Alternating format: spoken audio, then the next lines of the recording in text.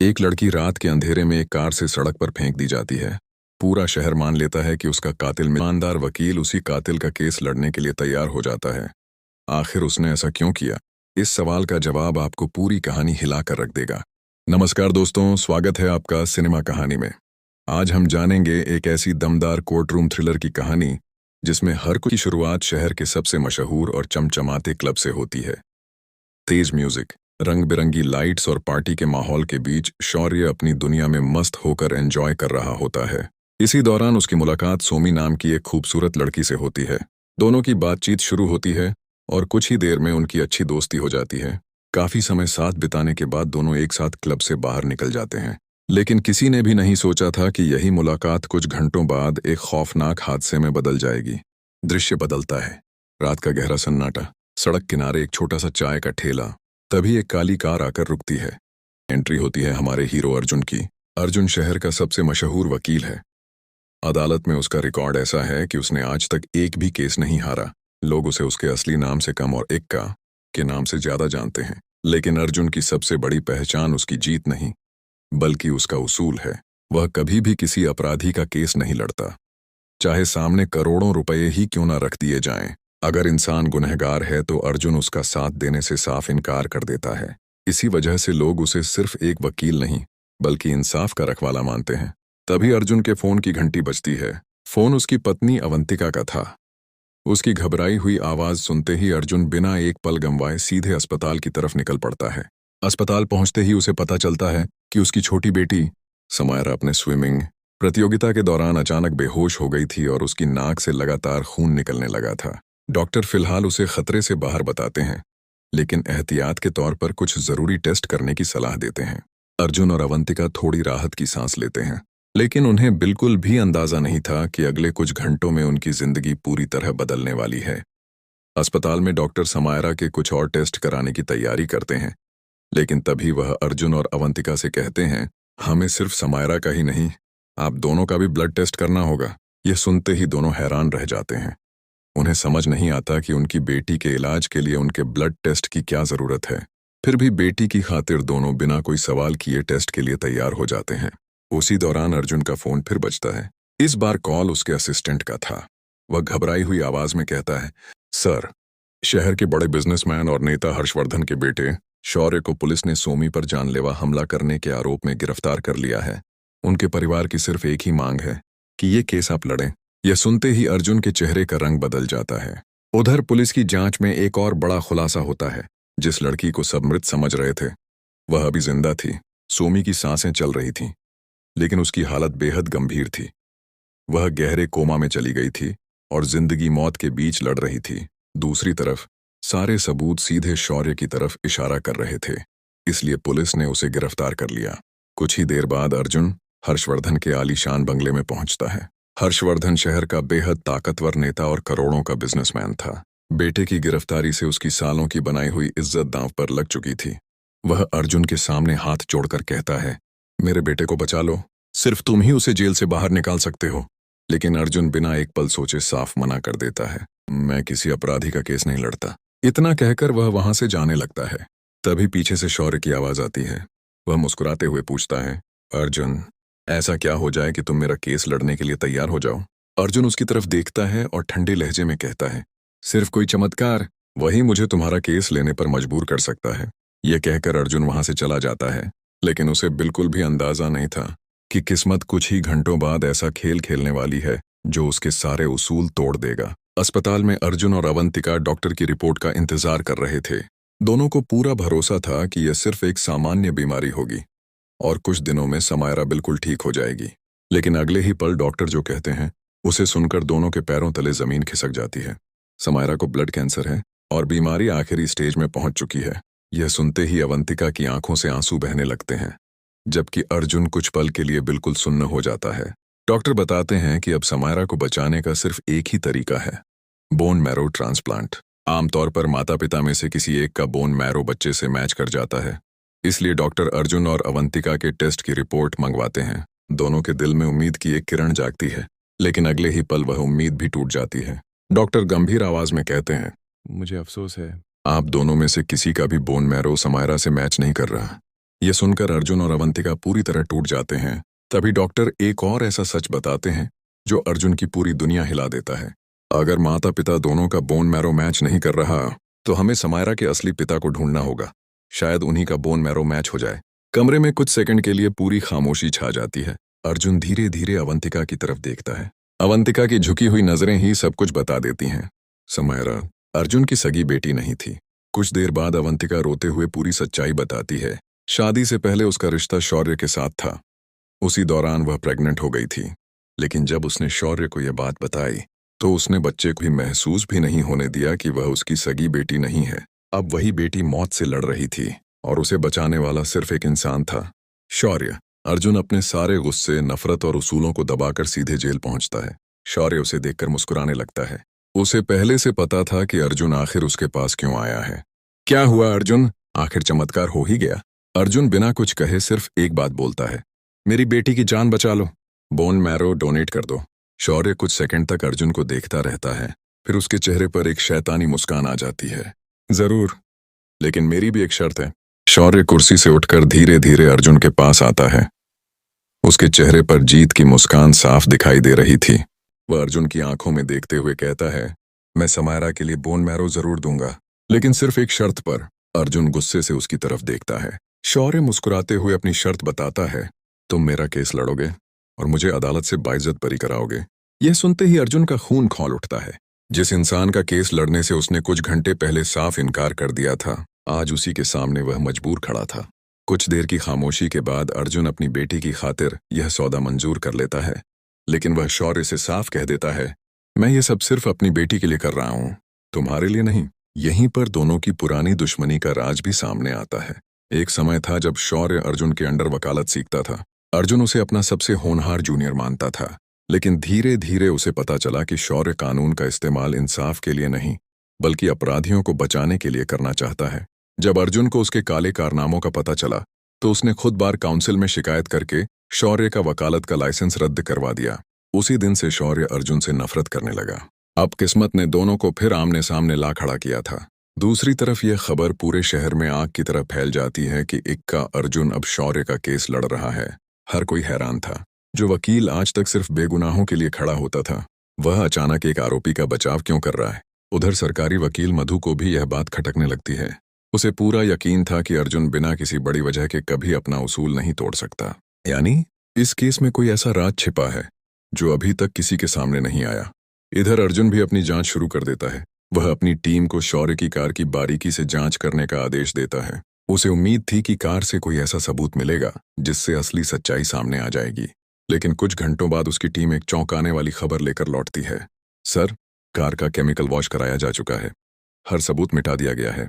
यह सुनकर अर्जुन समझ जाता है कि मामला जितना आसान दिख रहा है, उससे कहीं ज्यादा खतरनाक है। और अब असली खेल अदालत में शुरू होने वाला था। अगले ही दिन अदालत में इस हाई प्रोफाइल केस की सुनवाई शुरू होती है।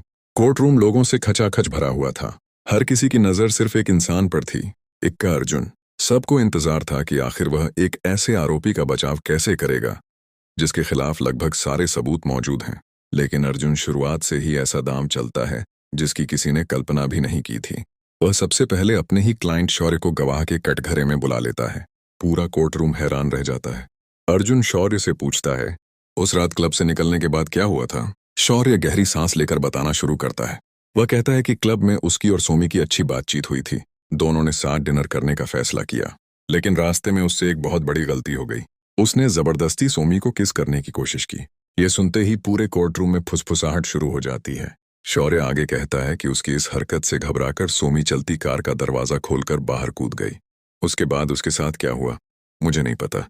शौर्य की यह बात सुनकर उसकी पत्नी गौरी का दिल टूट जाता है। उसे पहली बार पता चलता है कि उसका पति किसी दूसरी लड़की के साथ था। आंसुओं से भरी आंखों के साथ गौरी कोर्ट रूम छोड़कर बाहर चली जाती है।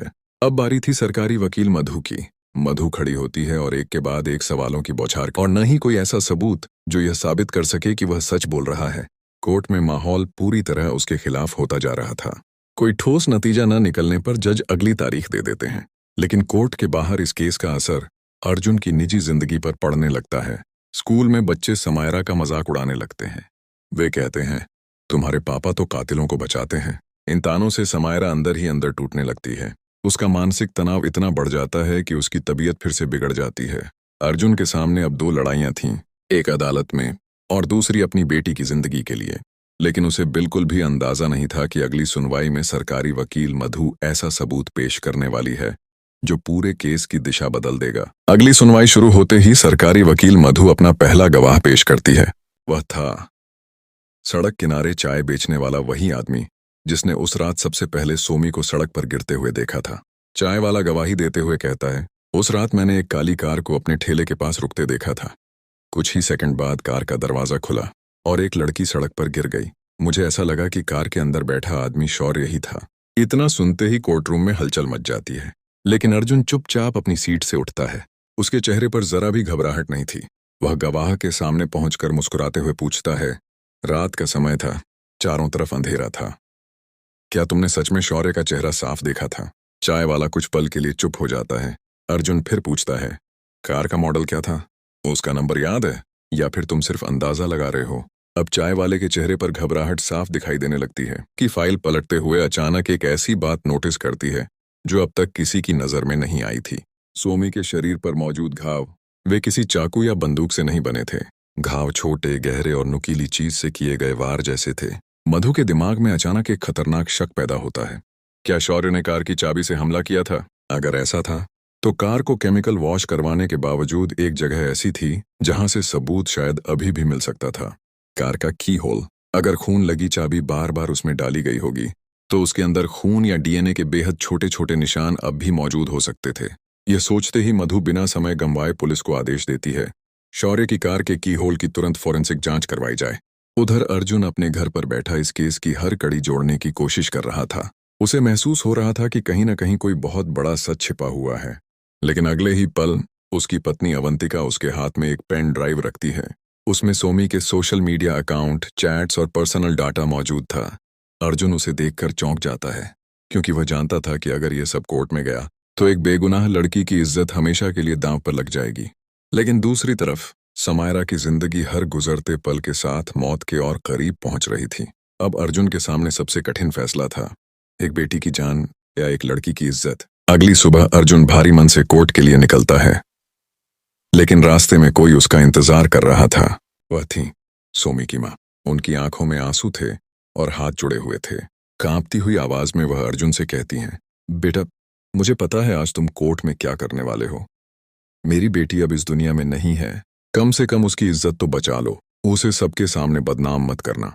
उनकी बातें सुनकर अर्जुन की आंखें भी नम हो जाती हैं।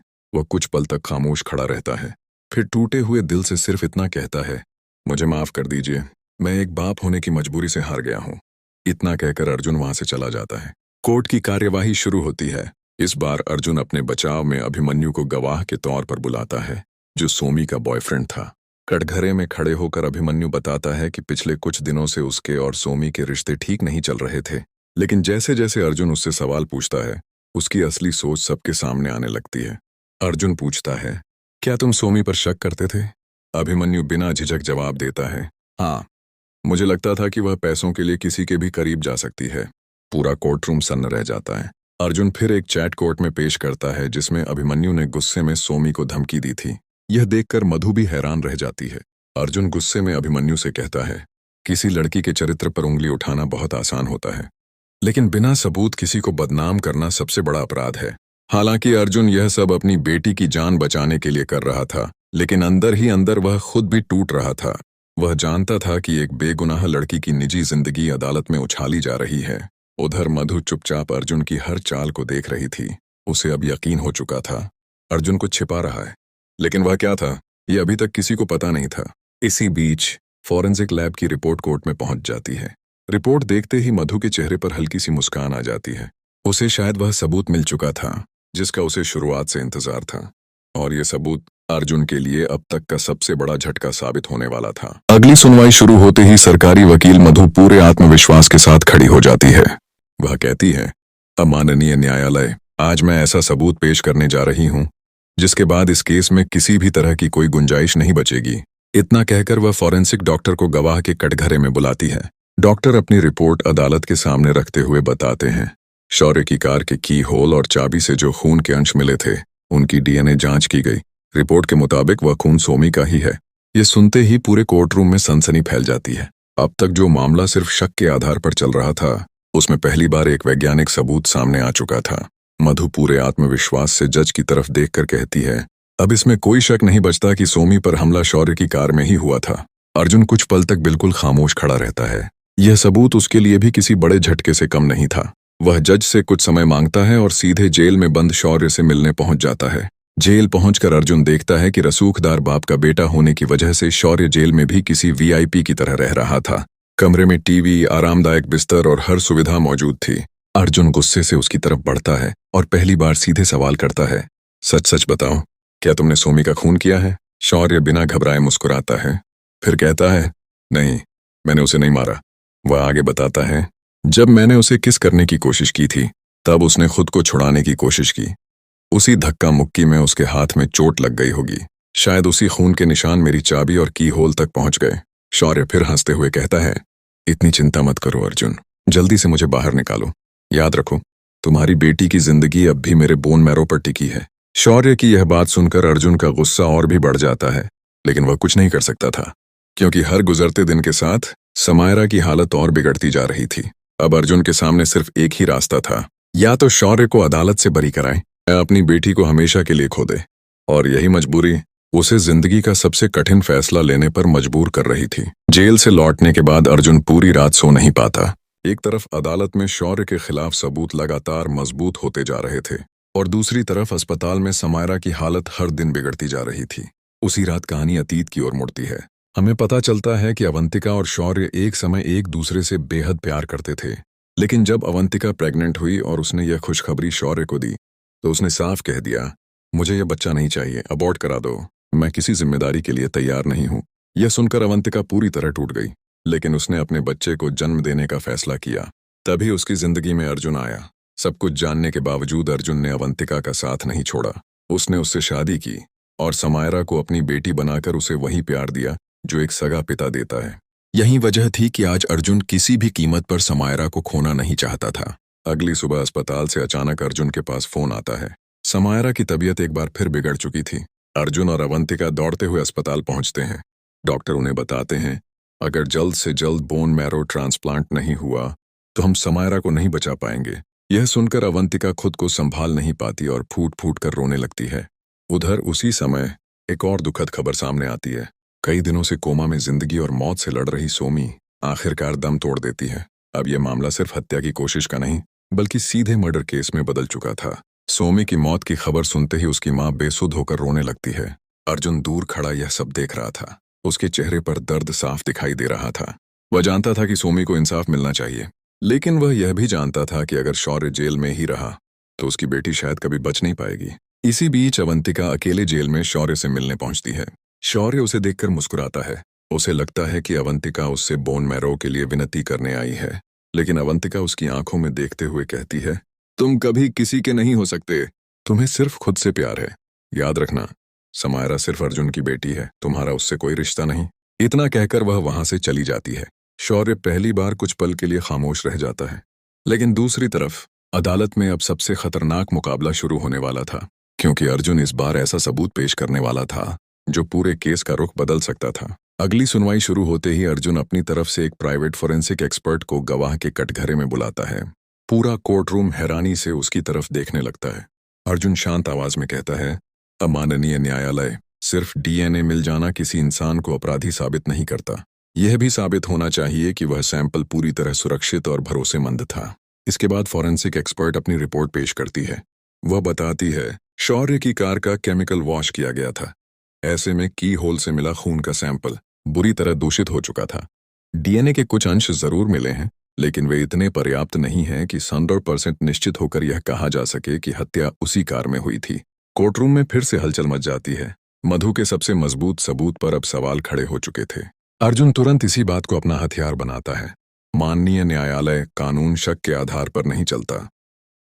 अगर वैज्ञानिक जांच खुद पूरी तरह निश्चित नहीं है तो किसी इंसान को सिर्फ अधूरे सबूतों के आधार पर हत्यारा नहीं कहा जा सकता।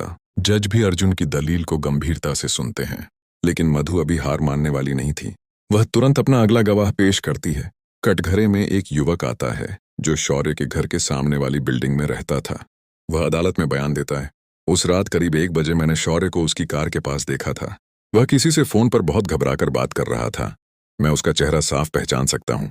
यह बयान सुनते ही कोर्ट रूम में फिर सन्नाटा छा जाता है। मधु मुस्कुराने लगती है। अब उसके पास एक चश्मदीद गवाह भी था। अर्जुन के चेहरे पर पहली बार चिंता साफ दिखाई देती है। अगर यह गवाही सच साबित हो गई तो शौर्य को बचाना लगभग नामुमकिन हो जाएगा। कोर्ट से बाहर निकलते ही अर्जुन सीधे जेल पहुंचता है। वह शौर्य का कॉलर पकड़कर गुस्से में कहता है, अब भी सच बता दो, क्या उस रात तुमने सोमी का कत्ल किया था? लेकिन शौर्य बिना डरे वही जवाब देता है, मैंने किसी का खून नहीं किया। अब अर्जुन समझ चुका था कि या तो शौर्य बहुत बड़ा झूठ बोल रहा है या फिर इस केस में कोई तीसरा इंसान भी शामिल है। और इसी सवाल का जवाब ढूंढने के लिए अर्जुन खुद उस रात के क्राइम सीन की जांच करने निकल पड़ता है। अर्जुन सीधे उस जगह पहुंचता है जहां उस रात सब कुछ हुआ था। वह हर छोटी से छोटी चीज को ध्यान से देखने लगता है।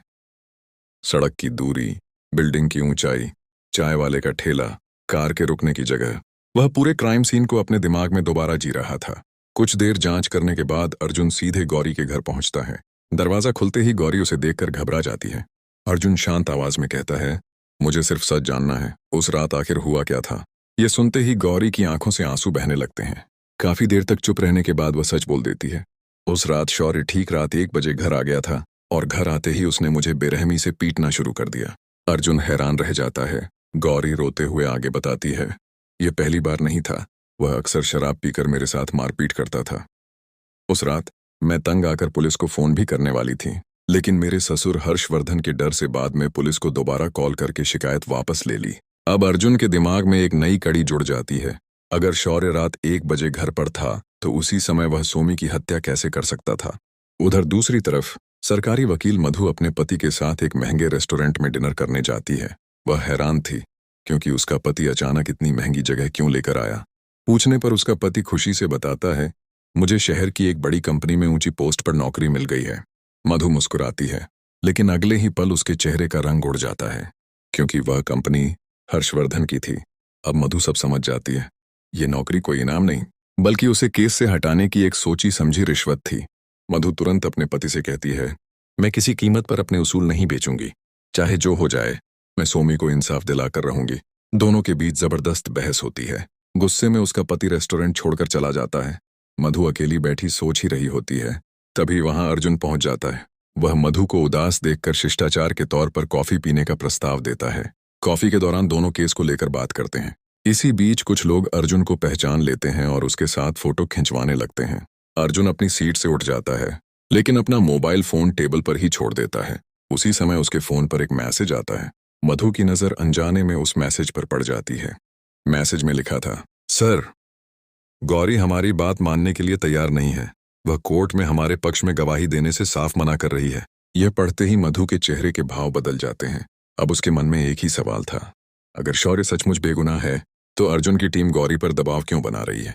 यहीं से मधु को एहसास होता है कि अर्जुन कोई बहुत बड़ा खेल खेल रहा है। अगली सुबह कोर्ट रूम एक बार फिर लोगों से खचाखच भरा हुआ था। इस बार सरकारी वकील मधु पूरे आत्मविश्वास के साथ खड़ी हुई। उसके चेहरे की मुस्कान बता रही थी कि आज वह ऐसा दांव चलने वाली है जिसकी किसी ने कल्पना भी नहीं की थी। माननीय न्यायालय, बचाव पक्ष की सच्चाई अब सबके सामने आ जाएगी। मैं अपने अगले गवाह को बुलाना चाहती हूँ। गौरी कटघरे में आकर खड़ी हो जाती है। पूरा कोर्ट रूम उसकी गवाही सुनने का इंतजार कर रहा था। मधु सवाल करती है, उस रात शौर्य घर कब आया था?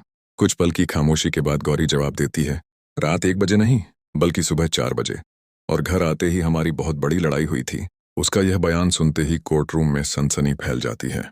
अगर शौर्य सुबह 4 बजे घर पहुंचा था तो इसका सीधा मतलब था कि सोमी की हत्या करने के बाद ही वह घर लौटा था। मधु के चेहरे पर जीत की मुस्कान आ जाती है, लेकिन अर्जुन बिल्कुल भी घबराता नहीं। वह धीरे से अपने असिस्टेंट की तरफ देखता है और एक इशारा करता है। असिस्टेंट तुरंत एक पेन ड्राइव और कुछ आधिकारिक दस्तावेज जज के सामने रख देता है। अर्जुन शांत आवाज में कहता है, माननीय न्यायालय, मैं पुलिस कंट्रोल रूम की उस रात की कॉल रिकॉर्डिंग पेश करना चाहता हूँ। जज अनुमति दे देते हैं। जैसे ही रिकॉर्डिंग चलाई जाती है, पूरे कोर्ट रूम में गौरी की चीखें गूंजने लगती हैं। वह रोते हुए पुलिस से मदद मांग रही थी। मेरे पति मुझे बहुत मार रहे हैं, जल्दी आइए। रिकॉर्डिंग में बैकग्राउंड से एक आदमी की गुस्से भरी आवाज भी साफ सुनाई दे रही थी। कुछ मिनट बाद दूसरी रिकॉर्डिंग चलाई जाती है। इस बार गौरी घबराई हुई आवाज में कहती है, अब सब ठीक है, पुलिस आने की जरूरत नहीं है। सबसे अहम बात, दोनों कॉल का समय था रात ठीक 1 बजे। रिकॉर्डिंग खत्म होते ही कोर्ट रूम में सन्नाटा छा जाता है। अब अर्जुन गौरी की तरफ देखता है और पूछता है, क्या अब भी आप अपने बयान पर कायम हैं? गौरी की आंखों से आंसू बहने लगते हैं। वह टूट जाती है और आखिरकार सच कबूल कर लेती है। हाँ, मैंने झूठ बोला था। शौर्य रात 1 बजे ही घर आ गया था। उसने मुझे बेरहमी से पीटा था। मैं उससे नफरत करती हूँ, इसलिए चाहती थी कि उसे किसी भी तरह जेल हो जाए। जज गहरी सांस लेते हुए कहते हैं, घरेलू हिंसा का शिकार होना दुखद है, लेकिन एक निर्दोष व्यक्ति को हत्या के झूठे केस में फंसाना भी उतना ही बड़ा अपराध है। गौरी सिर झुकाकर रोने लगती है। अब अदालत के सामने यह लगभग साबित हो चुका था कि जिस समय सोमी पर हमला हुआ, उस समय शौर्य अपने घर पर मौजूद था। लेकिन क्या इसका मतलब यह था कि शौर्य सचमुच बेगुनाह था, या फिर अभी भी कहानी का सबसे बड़ा राज सामने आना बाकी था? गौरी के बयान और पुलिस कॉल रिकॉर्डिंग के बाद अदालत का फैसला आता है। अपर्याप्त सबूतों के कारण शौर्य को हत्या के आरोप से बाइज्जत बरी किया जाता है। जज का फैसला सुनते ही कोर्ट रूम में हलचल मच जाती है। शौर्य के चेहरे पर जीत की मुस्कान थी, जबकि सोमी की मां वहीं बैठकर फूट फूट कर रोने लगती हैं। उधर सरकारी वकील मधु को अपनी हार पर यकीन ही नहीं हो रहा था। कोर्ट के बाहर वह गुस्से में अर्जुन के पास आती है और कहती है, मैंने आपको हमेशा अपना आदर्श माना था, लेकिन आज आपने एक कातिल को बचाकर मेरी नजरों में अपनी सारी इज्जत खो दी।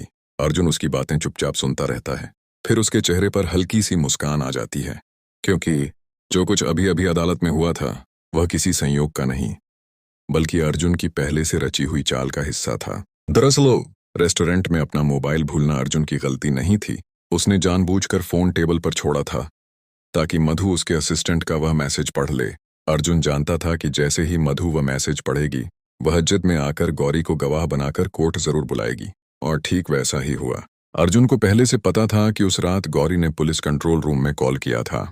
यही कॉल रिकॉर्डिंग शौर्य की रात 1 बजे घर पर होने का सबसे मजबूत सबूत बन सकती थी। यानी अर्जुन ने अपनी सबसे बड़ी जीत मधु की चाल का इस्तेमाल करके हासिल की थी। उधर जेल से बाहर आते ही शौर्य अपना वादा निभाता है।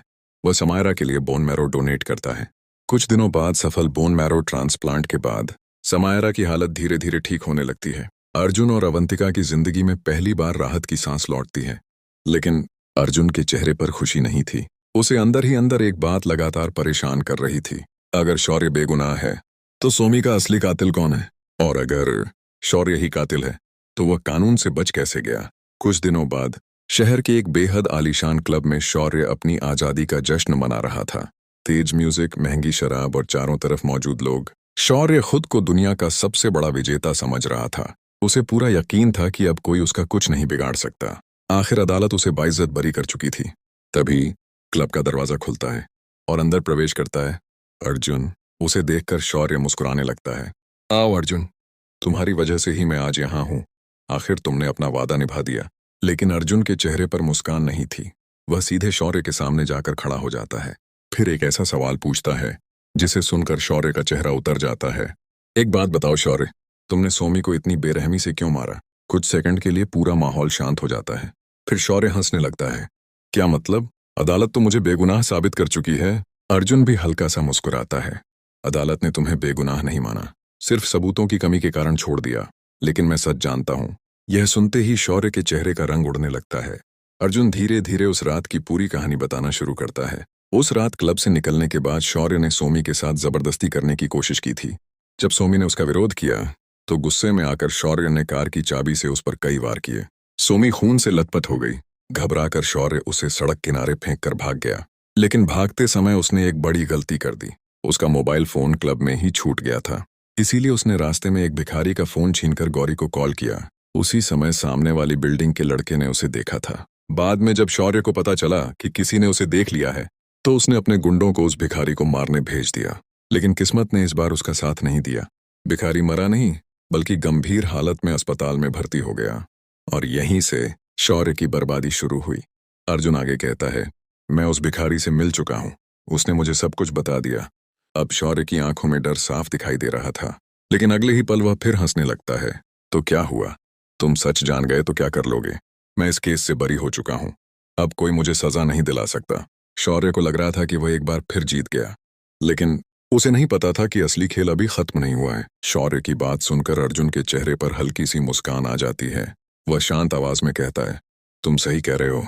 मैं तुम्हें उसी पुराने मर्डर केस मैं दोबारा सजा नहीं दिला सकता, लेकिन तुम्हारी सबसे बड़ी गलती ये थी कि तुमने मुझे कमजोर समझ लिया। इतना कहकर अर्जुन क्लब के मुख्य दरवाजे की तरफ इशारा करता है। अगले ही पल दरवाजा खुलता है। अंदर सरकारी वकील मधु और पुलिस की पूरी टीम दाखिल होती है। शौर्य के चेहरे की मुस्कान पल भर में गायब हो जाती है। मधु आगे बढ़कर कहती है, शौर्य, इस बार तुम्हें सोमी के मर्डर केस में नहीं बल्कि नए अपराधों के सबूतों के आधार पर गिरफ्तार किया जा रहा है। अर्जुन एक एक करके सारे नए सबूत सामने रखता है। सबसे पहला, वह भिखारी जिससे शौर्य ने उस रात फोन छीना था। उसने पुलिस के सामने अपना पूरा बयान दर्ज करा दिया था। दूसरा, उस भिखारी के फोन की कॉल डिटेल रिकॉर्ड्स जिनसे साबित हो गया कि उसी फोन से गौरी को कॉल किया गया था। तीसरा, शौर्य के नौकर का बयान। नौकर ने कबूल कर लिया था कि गौरी के कहने पर उसी ने पुलिस कॉल के दौरान शौर्य की आवाज निकालकर चिल्लाया था ताकि ऐसा लगे कि शौर्य उस समय घर पर ही मौजूद था। और आखिर में भिखारी पर हमला करवाने के सबूत। पुलिस ने उन गुंडों, अर्जुन ने पहले एक पिता का फर्ज निभाया और फिर एक वकील का। आखिरकार सोमी को भी इंसाफ मिल गया और समायरा की जान भी बच गई। इसी के साथ यह शानदार कोर्ट रूम थ्रिलर यहीं खत्म होती है। अगर आप अर्जुन की जगह होते तो क्या करते? अपनी बेटी की जान बचाते या अपने उसूलों पर अड़े रहते? अपना जवाब हमें कमेंट्स में ज़रूर बताइए। अगर आपको ये मूवी एक्सप्लेनेशन पसंद आया हो तो वीडियो को लाइक करें, अपने दोस्तों के साथ शेयर करें और ऐसी ही दमदार फिल्मों की कहानी देखने के लिए सिनेमा कहानी को सब्सक्राइब करना बिल्कुल मत भूलिए। मिलते हैं अगली ज़बरदस्त कहानी के साथ। तब तक के लिए धन्यवाद।